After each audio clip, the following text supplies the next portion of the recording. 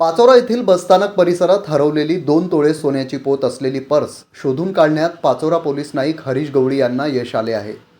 Police Naik Harish गवळी यांनी दाखवलेल्या तत्परतेमुळे एका महिलेचा मौल्यवान ऐवज अवघ्या काही तासात सुरक्षित परत मिळाला असून पोलीस दलाच्या खाकीच्या माणुसकीचे सर्वत्र कौतुक होत आहे.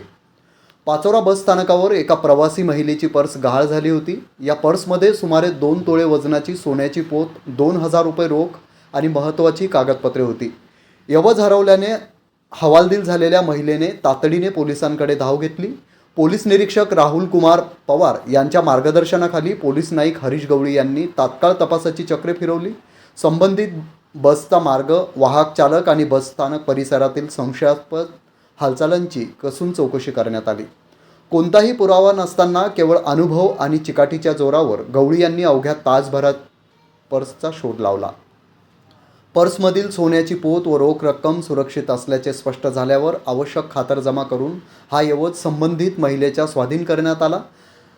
आपला मौल्यवान दागिना परत मिळाल्याने महिलेने पोलिसांचे आभार मानले. या यशस्वी कामगिरीमुळे सर्वसामान्य नागरिकांचा पोलिसांवरील विश्वास अधिक दृढ झाला असून पोलीस नाईक हरीश गवळी यांच्या प्रामाणिकपणाचे कौतुक होत आहे.